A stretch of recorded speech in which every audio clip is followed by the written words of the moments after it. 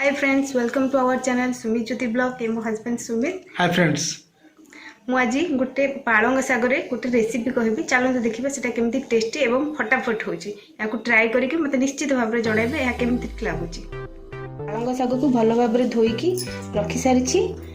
चावल बतुरेइथिले 2 घंटा ताको भल भाव में छाणी देइछि. हमर जीरा अल्प टिके कंचा लंका अल्प टिके रसुण छोट छोट करके पियाज मु काटी देइछि.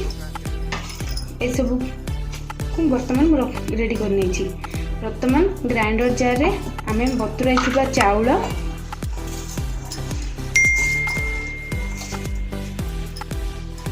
पियाज अल्प टिके रखी थिबे आपण कंचा लंका जीरा रसुण ए सब को ऐड करी अल्प टिके पानी दे या ग्राइंडिंग कर नेबे.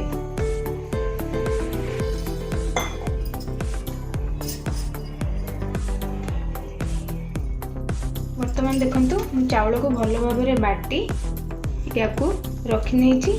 चावल आमर बेसी पानिया करी बाटिबेनी अल्प बहलिया करी बाटिबे जेपरिक आमर सागरे लागिबो. वर्तमान साग को एमिति धरी या चुन चुन करी काटी नेबे.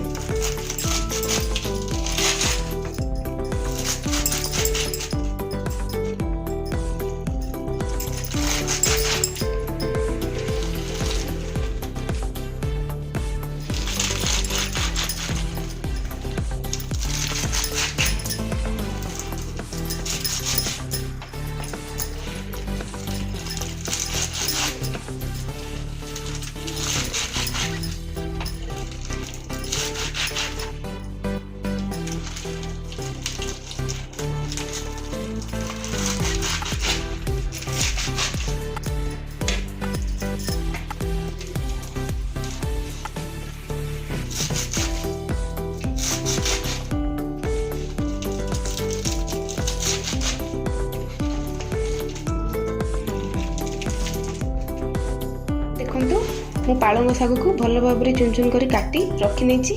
एथिरे बाटी रखी थिबा चाउल बटा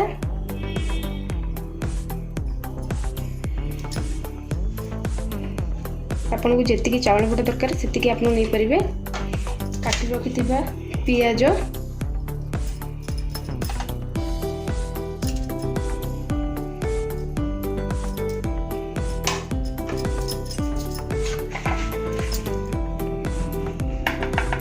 अल्प हलदी गुंड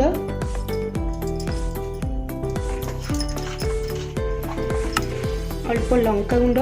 आपण चाहिए लंका गुंड को स्किप कर पारे कहीं आपण प्रथम कंचा लंका ग्राइंडिंग करिसेंती.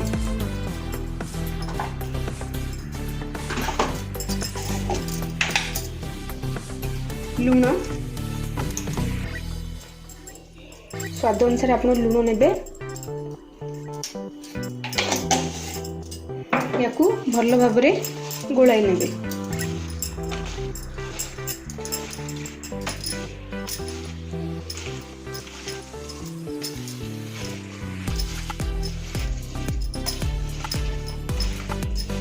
आपण आवश्यक अनुसार चाउल बटा नेबे जमीती कि साग सहित आमर चाउल बटाटा लाखिक जाए.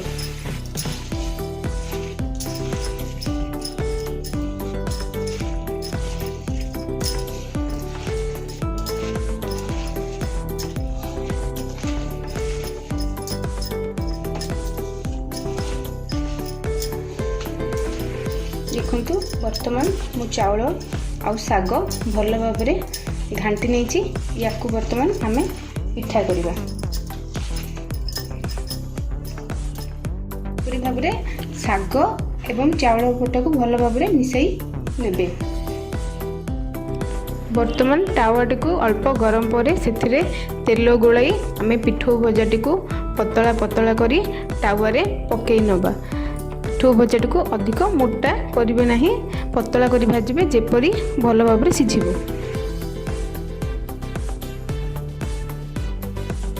देखंतु वर्तमान आमे पिठा को एमती ओलटाई नेबा देखो पिठा को एमती धीरे धीरे ओलटाई ने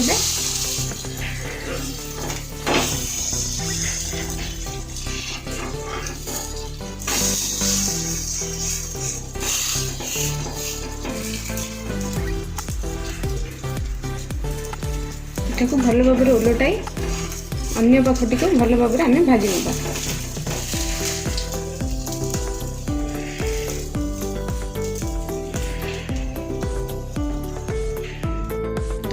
आमर 2-3 मिनट पर पिठा आमर हो या काढ़ी नवा देखु केमिति पिठा आमर हो सारी 2 पट साइड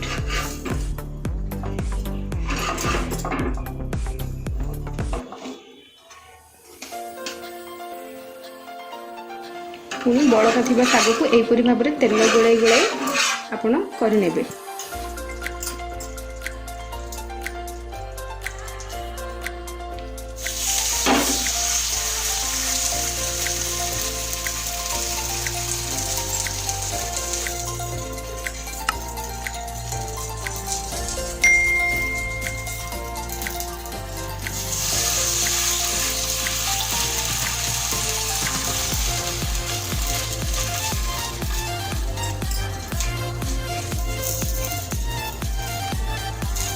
पिठाटी को आमर अधिक मोटा करबनी या पतला पतला करी एमती भाजबे करले भल भाव में सिझिबो।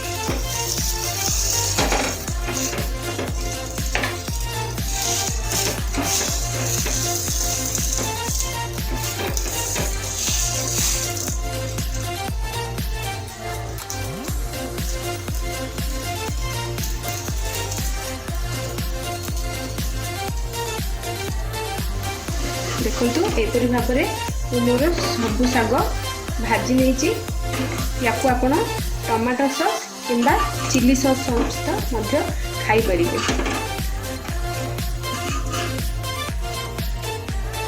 बहुत हेल्थी होता है और टेस्टी होता है। यह फटाफट प्रस्तुत हो जाए। आमर प्रस्तुत हो जाए पालंग शाग पिठौ भजा। यह फटाफट हो जाए या घरे थे प्रस्तुत करूँ एवं टेस्ट कर मत जनातु केमिति लगुच।